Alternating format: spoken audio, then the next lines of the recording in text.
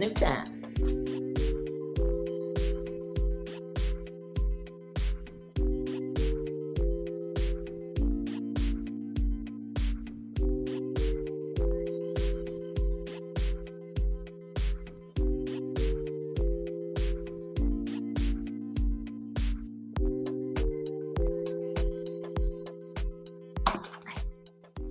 Welcome, ladies and gentlemen, and welcome back to What Matters Gulf Coast. We have a very exciting show for you today. We have two dynamic leaders in the community that will keep us abreast of what's going on in their respective fields. My first guest for tonight is Councilman William Carroll, who does not need an introduction because he's a regular on the show. He's going to tell us about what's happening with City Council, where we are with the redistricting, and what can we as the public do to further any of those efforts. So I will turn the mic over now to Councilman William Carroll.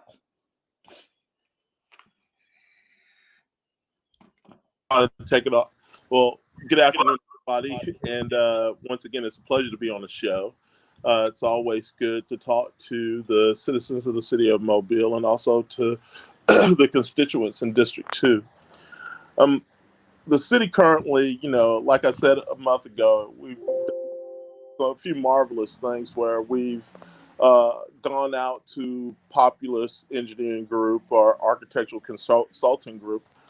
And what they do is they look over old facilities or stadium type facilities and see what they can do or what we should do in order to bring them back to life, what corrections we need to make, possibly how much money we'll be spending and things like that. And we've entered into a contract with them now on the Civic Center downtown. So I don't know how long that process will take before they get back to us with additional information and what we're going to need to do in order to improve the facility, but I look forward to seeing that. Also, we're moving forward with a team that I have on investigating the possibility of starting a revolving fund in the lower MLK area to help revitalize properties. And that's to property acquisition, property renovation, and also property restoration. So I'm looking forward to working on that over the next month and to see what we can actually do with that and where we're going to find funding from in order to move forward with that opportunity. So that's something that's new and also great to us because so many properties in what I call the bottom in the campground are historic to us, but may not be historic to other people, and also out in Plateau, where we can make changes. A prime example of that is Bay Bridge Road took out Cudgel Lewis's house, and now one of the most sought after pieces of historic, I want to say property or historic valuable sightings and landing is the Clotilda, a boat in which he came over on, and we had his home in place up until 1993, and a bridge actually took it out to widen 4 lanes on Bay Bridge Road. Now, I hate to use this statement, but imagine if critical race theory had been taught then and we realized what we had before we tore it down, we would be that much further ahead. There are historic properties and neighborhoods not only on one side of town, but on both sides of town. And I think that we should take some time, put some skin in the game, and preserve all neighborhoods that have a historic value to us. And still yet, we are still working the redistricting plan. There was another map submitted by what I'm calling now the coalition, which is Stand Up Mobile, the Ministerial Alliance, the ministers, the NAACP, and everyone else that helped to put this map together that actually shows that we can have a 4th minority district or 4th black district that is above 51%. So this map, I have gone through and vetted it and looked at each census tract, and it's true. Their numbers are showing right at 52, 53%. So it's viable. So now I'm in the process of actually putting together the tracts and blocks and getting it submitted to our legal department so that we can have another ordinance to look at other than the mayor's ordinance to see if it'll actually pass. We're almost 2 months away from the voting date on redistricting. That date's June 17th. So everyone that has continued to be faithful to this and to work hard with us, the speakers that have come down to City Hall to say, we want this and we're looking forward to having this, let's continue to do that. And let's continue to show the administration and now the other council members, because the weight of this ordinance now is no longer in the mayor's hands, it's in the council's. So it's time to talk directly to the council because we are the ones that have to vote on this. So for you or those who are still emailing and calling, let's continue to do that. Let's continue to reach out to your council members saying, this is what I want you to vote for. So, that's where we are over the last 3 weeks. It's been somewhat quiet, but we've had, a couple of major things that are going to affect us over the next, I should say, decade or so. So, if you got any questions of me or anything you'd like to ask, let's please do so right now. And let's continue to work for the betterment of our city. Okay. I don't know if you can hear me, Councilman Carroll. I can. Okay, great.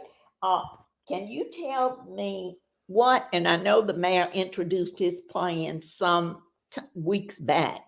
Can you tell me what is the major difference between his plan and what we are currently seeing from this coalition? Well, the major difference is very insignificant. The biggest changes along Spring Hill Avenue. There were 4 census tracts that can be changed on the north side of Spring Hill Avenue that were moved into District 1. Now, what that did was it took and moved District 1's makeup of 69% or 68% down to about 63% to 47%. And it moved District 7 from 51% to 53%. So it gives us 2 viable districts there where there's an opportunity. And again, that's the only minor change that was made and could have been made a long time ago. Now, I'm thinking that the mayor's office was in tune to all council members and maybe trying to listen to everyone and saying, we're trying to have everybody's input into this. And it may have been that that track may have been a track that, some council member or council members wanted to leave in a specific district. Okay, all right. So that's kind of what the major changes would be between the two. That is the major change. 7 blocks along a census tract along Spring Hill Avenue. And that's very insignificant. We're talking about 700 people. Oh, okay. Yeah, 700 people. Oh my goodness. Okay. You are aware that the coalition is having a community day on April the 23rd, Saturday, April the 23rd, at the RV Taylor. Yes, ma'am. That date is voter registration date set from 10 a.m. to 2 p.m. at the corner of Arlington and Duval Streets. Yes. And, I'm going to ask anybody out there that's listening now that if you are not a registered voter but are of voting age and can vote, please come out and register to vote there. You will be able to get registered to vote. If you need help in restoring your voting rights, please come out. We can help you there too. And if there's any type of voter education that you need, let's come out too, because we do have a race. And there are primaries this May 24th. So we're just shy of another election cycle where we need everyone that can possibly vote to come out and vote. Yes. So everyone will be out there that morning, 10 a.m. till 2 p.m. in that afternoon at the corner of Arlington and Duval Streets. Okay. Yep. And that's Saturday, April the 23rd. Yes, ma'am. Saturday, April 23rd. Look forward to seeing anyone and everyone out there. You know, Yes, if you have a friend that can't vote, come. If you are a teenager in high school, 18 years of age, and just had a birthday, come get registered to vote. You know, I great. say when we were 18 years old, it was mandatory for us as men to sign up for selective service and register Yeah. to vote on the same day. Now Uh-huh. we don't have that responsibility anymore, so let's get our kids out. Let's let them know it's your responsibility to get your teenager out, to get them registered to vote, and from that day on, their responsibility to vote. And if you are a registered voter, is it not a bad idea to just check your registration just to make sure? Yes, ma'am, it is. And the reason why is so many of us are used to voting at a specific polling place this Yeah, time of year. But because of redistricting, it also happened on a state level as long as, you know, just like it is happening on a municipal level. So your polling precinct may have changed for this upcoming statewide race for your House seat or your Senate seat or or whatever elected officials in your district right now. So you need to check that. Be sure you should have already started receiving your voter registration card and your polling precinct card in the mail with what candidates are actually running for your districts now. okay, great, great, because we do have some that will be in the primary on May 24th. Yes, ma'am, we do. Let's get out and vote. And we're hoping to get some of those candidates, or as many of them as we can, in on the show so everyone will be abreast of that. Yeah. Uh, One other thing concerning down the bay community, where are we with the signage? I got your.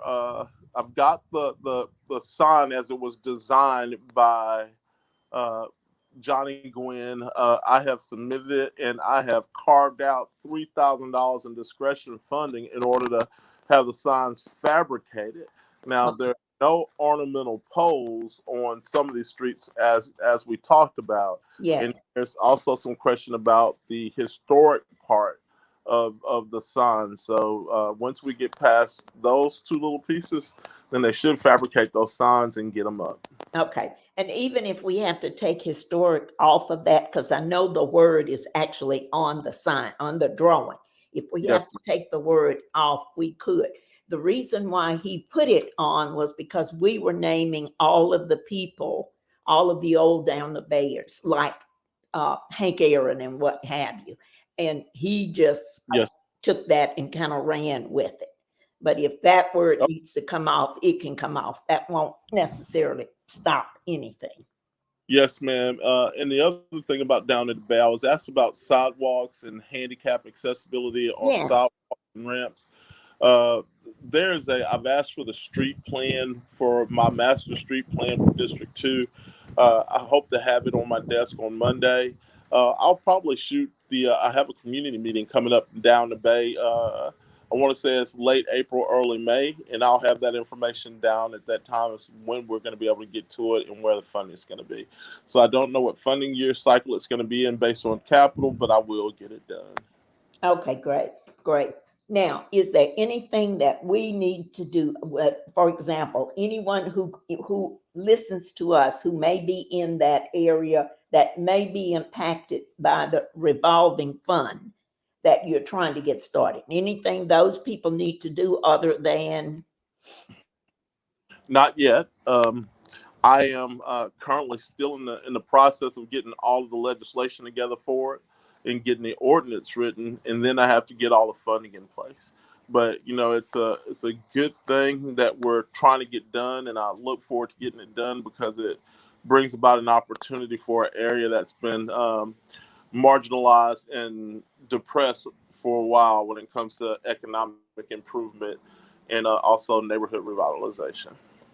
okay. One other question, and we will let you go. We do appreciate you all every time you come. You always bring such helpful information.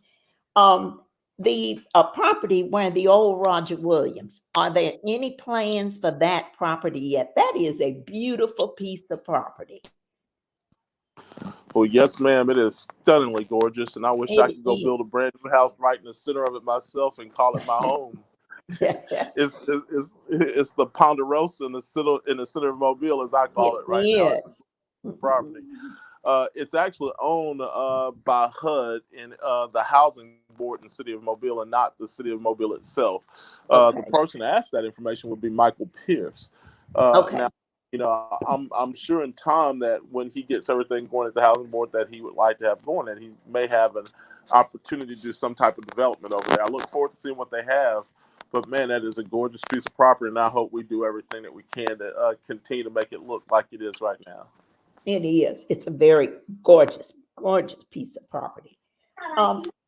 We want to Yeah. thank you again for sharing the information that you have brought with us. So as far as the redistricting, we need to continue doing what we've been doing. We need to continue showing up, speaking up. If we're emailing, because some people would prefer that, or even if we're calling, we just need to continue doing that, because now we should be addressing the council members as opposed to the mayor. Yes, ma'am, that's it.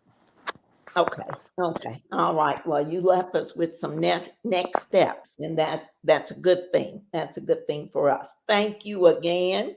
And Yes, we ma'am. will get with you about coming back on in May, and hopefully we'll have some more information for us. Okay?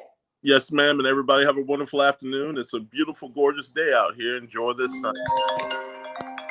Yes. We'll talk to you later. Thank you.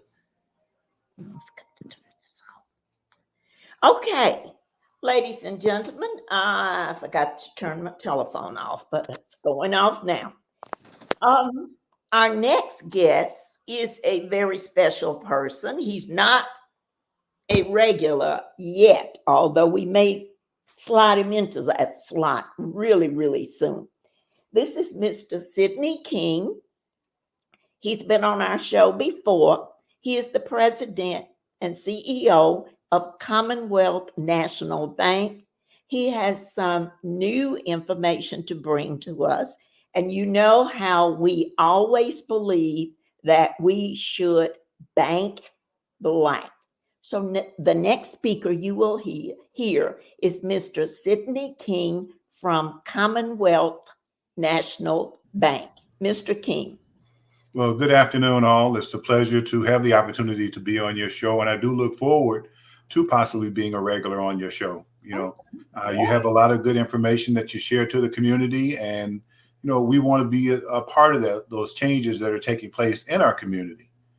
One of the reasons you wanted me to appear today was to talk about this loan fund that we have been working with the city.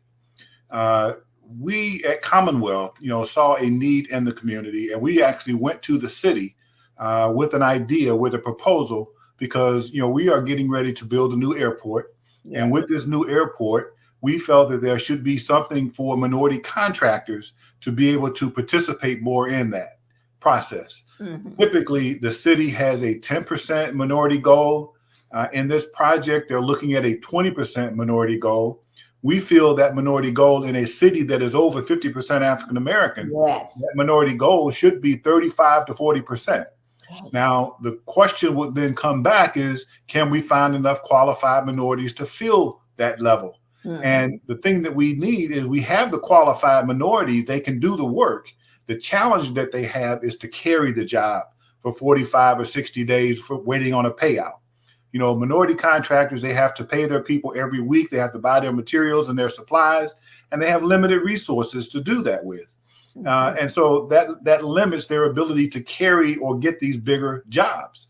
We felt that when we went to the city with an idea on how to put some funds available for minority contractors, and we came up with this project where the city would place a deposit in the bank as a credit enhancement to give us the ability to make some of these loans to these minority contractors to help them carry that job.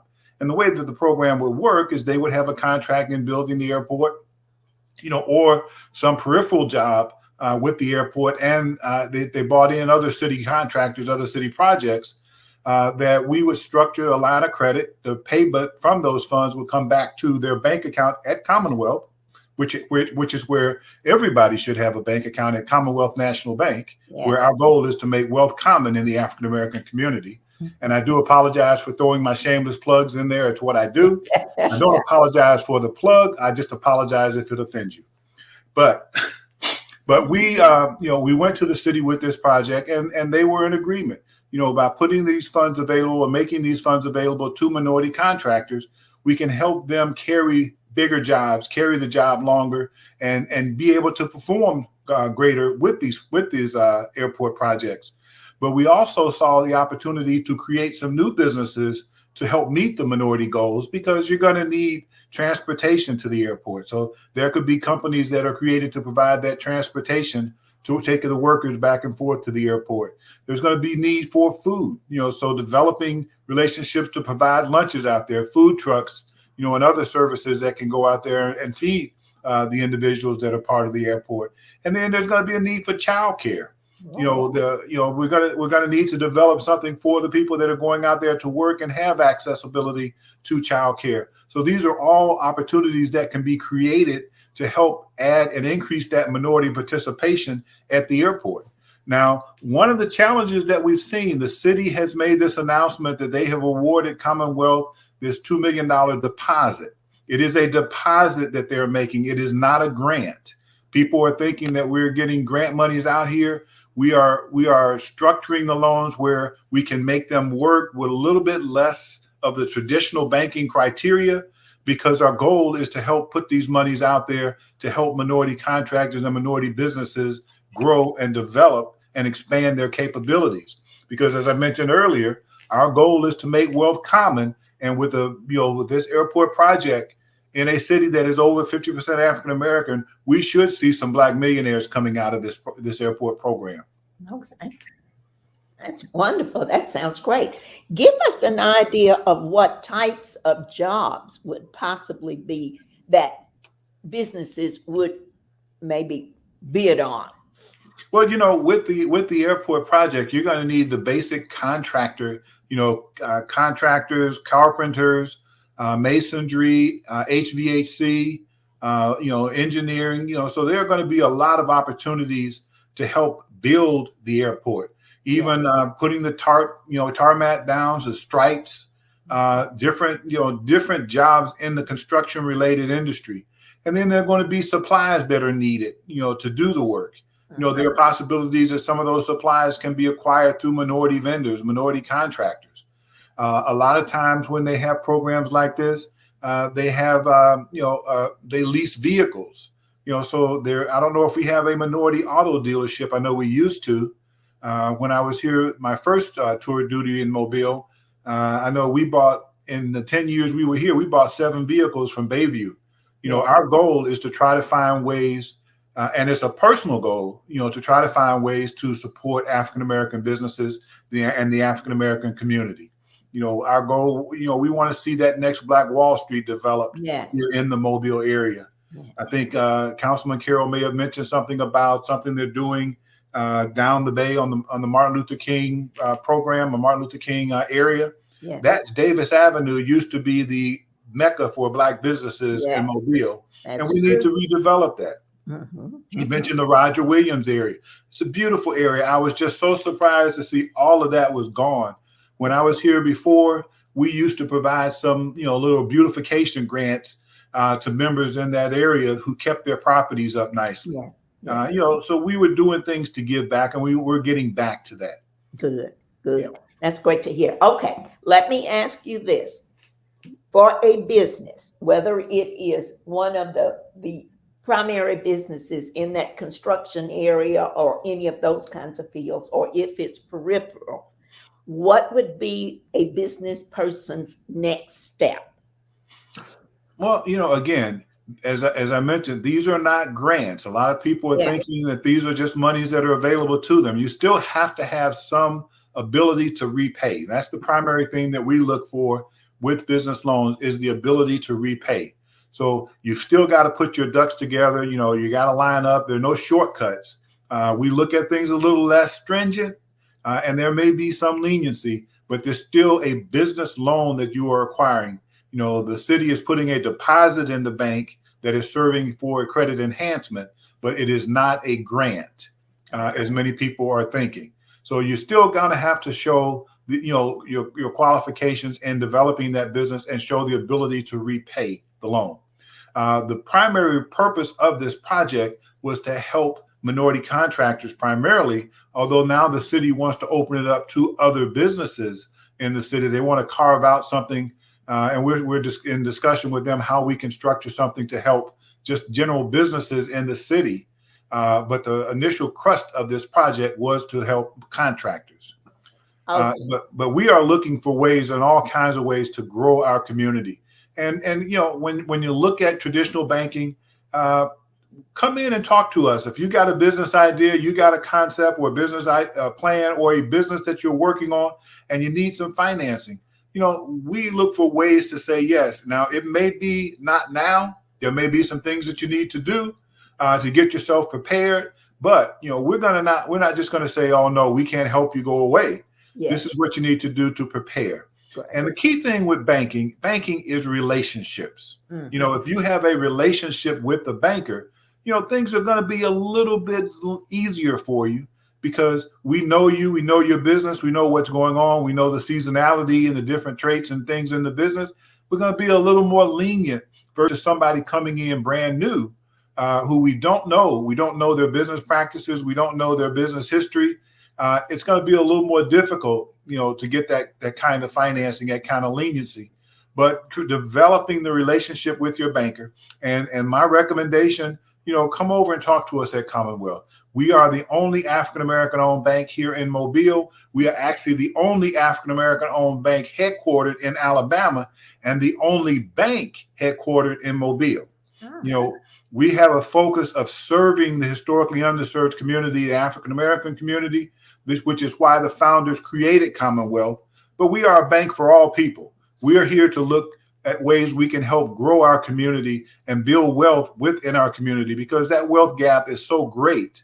And we have to work together to make that change. And part of working together is supporting Black-owned businesses. Okay, great. Let me mention this. I do some consulting work with about 10 child care centers, mm-hmm. Owners, directors, what have you. And they have been very, very profitable. They're quality centers because I kind of pick and choose mm-hmm. the group I really work with. What should I be doing with them? Should I tell them about this and get them to come over and have meetings with you? I mean, what we have been very successful working with child care centers.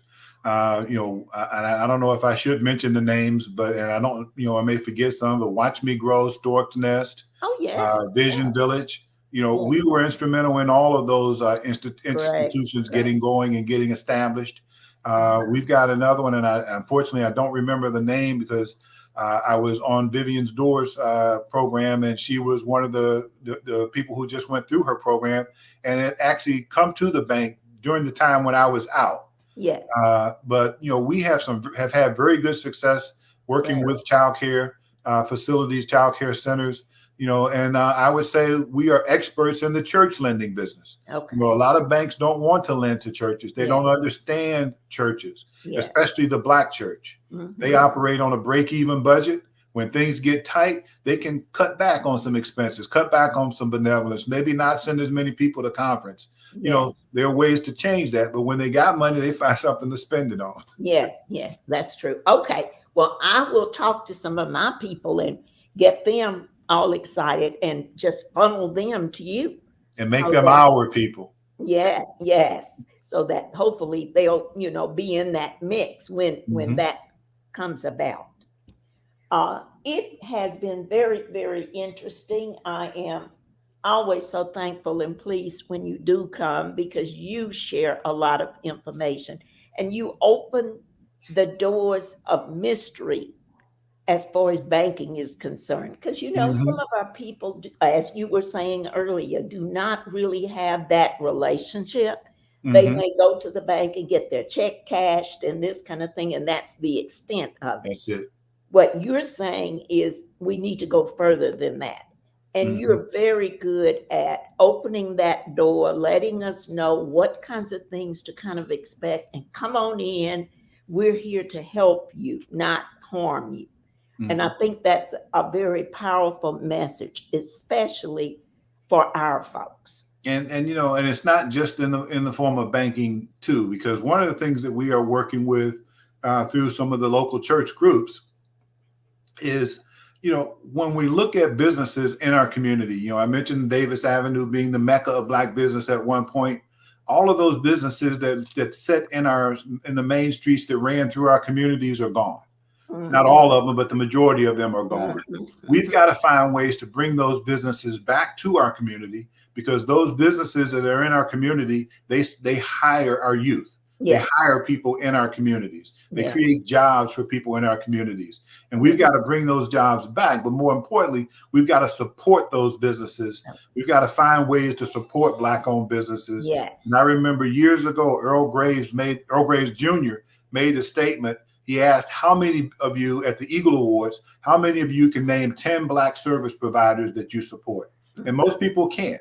Yes. And in some instances, because there are just not enough Black service providers out there. Yeah.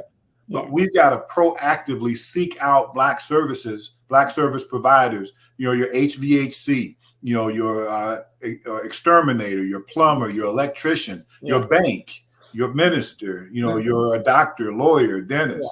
Yeah. We've got to seek out Black businesses and support those Black businesses. Now, I'm not advocating to support them just because they're Black. Yeah. But they have to be able to do the work. If they can't do the work, you don't support somebody that can't do the work. No. But the other important side, if they don't do something that you feel they should be doing, let them know. Don't just leave and run off and tell everybody how poor the job they did. Yeah. Let them know that there was something wrong or something deficient in what they were doing. Give them the opportunity to fix it. Because when you do that, it helps them, it helps the community, and it helps us grow. Because again, they're hiring people in our community, people who look like us. Yes. And we've got to support those businesses to make those kind of changes. That's true. One of the things that Susan and I do is at least once a month, maybe twice a month, 3 times a month, depending. We always try to spotlight a Black business. Mm-hmm. As a matter of fact, that's how you got to us the very first time. But we always try to go down the list and spotlight a Black business, get that person to come on, talk about their services, where Mm-hmm. they're located, and what have you. And we do that because we're big believers in we need to support our own. Right. And that gives them an opportunity to, kind of get the word out, because sometimes they don't necessarily have the money for a whole lot of advertising and that kind of thing. So Mm-hmm. anyway, And that's a vital service that you offer, helping those businesses grow in our community and giving them the exposure. yes, we enjoy doing it. We do appreciate you again, and we will keep you posted, because we may need to get you back next month or the following month to give us kind of an update on what's going on with this new funding that you've gotten, and if you've gotten people lined up or businesses lined up, so we can see where the progress has been made. Well, we are still structuring things. The city is putting the final touches on the agreement. Yeah. They're making a few modifications to it to open it up to other businesses. So it's going to be something that's a game changer for the Mobile area. And in an area, like I say, that's over 50% African American, we should see some millionaires coming out of this airport project. So get ready for this project. Don't wait for the project to show up and say, okay, now let me get ready. Get ready, get prepared. And it may be taking some of these businesses, some of these contractors, putting a team together. If you're working together as a team, everybody wins. Yes. Like team, together, everyone achieves more. Exactly. But if you're going as a lone ranger, you limit your abilities, you limit your opportunities. That's true. But we've got to make sure that we take advantage of this opportunity, because if we don't prepare ourselves, they're going to just come back in with the same old line. We just couldn't find enough qualified Blacks to meet our goals. Oh, yes. And how many times have we heard that? Is the city way too many? Oh, yeah. Is the city sticking with that 10 to 20%, or has that percentage rate? Has Well, it- their goal is still 20%. Okay. So what we're trying to do is find ways to get more people to present themselves as available for this work, to be able to perform. I mean, I'm sure there's gonna be some kind of historian needed to take photographs of the project, from beginning to end, maybe videographers. Yeah. There are a lot of jobs that we just don't think about when you look at projects like this, that there is a need for. If we present ourselves, if we go in, come up with some new ideas, because I'm sure there are some things that are, haven't been thought about that could be beneficial out here for this project. That I used to tell this story about there's an eagle inside everybody waiting to open up and spread its wings and soar. But what happens is we die with that eagle and those ideas still inside of us. Yeah. We got to spread our wings and soar with those ideas. Let it be known what you're looking at, and don't be a well poisoner. Don't somebody come and tell you something and you say it can't be done. Mm-hmm. My friend Frank Morales used to say, man who says it can't be done should get out of the way of the man who's doing it. Exactly. Be proactive. Don't let anybody steal your joy, or don't give it away, because nobody can steal it from you. But stay positive. And I like to say, stay positive and test negative. Well, we have enjoyed our time with you. And of course, we will welcome you back later in the year, maybe another month or two down the road, when you get to a point where you're ready to report some information with us. We would love to have you back. Look forward to it. You are a fantastic salesperson. Okay. Well, thank you so much. Come and tell everybody, come and open your account at Commonwealth. If you have a lending needs, we are great lenders. We have Al Johnson is back with us. Bo White is now with us in the commercial lending arena.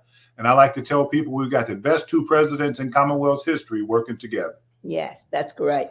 That's great.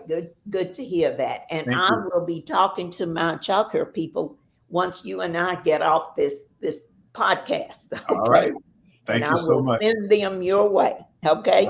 Appreciate it. Have a great day, all. All right. Thank you, Mr. King, Mr. Sidney King. And as he said before, come and visit him if you're a business person, or you have an idea, or you're in one of these possibility of you being in one of these peripheral type businesses like food service or transportation or childcare. All of that's going to be needed once that airport is in place and up and going. And it is supposed to be an international airport.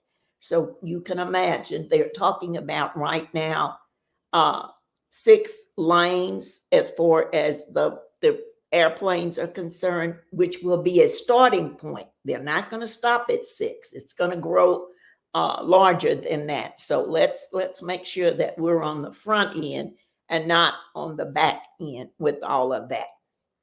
Well, ladies and gentlemen, I have to remind you once again about the Community Day that is going to be April 23rd.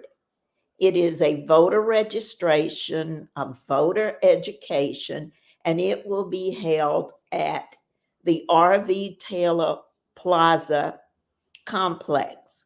It's the voter registration and voter education day, April 23rd, at the corner of Arlington and Duval Street from 10 a.m. to 2 p.m. So please come out. Even if you are a registered voter, go anyway.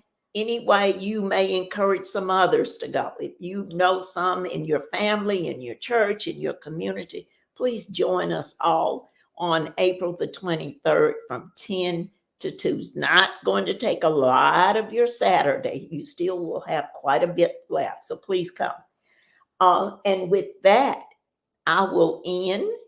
About to end. Remember, we've got to vote on May 24th. That's why people are doing. That's why all these different organizations are trying to have voter registration. Our votes are very important. It's going to be extremely important for this local voting and for the state voting.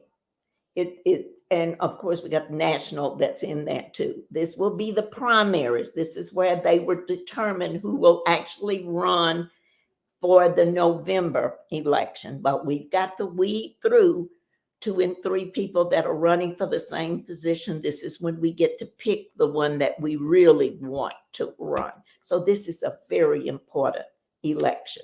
All of them are, but especially this one too, especially now.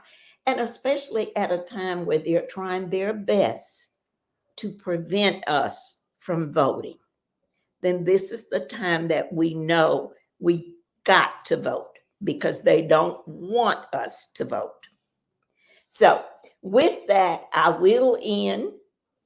We have enjoyed you and we do appreciate you spending the time with us.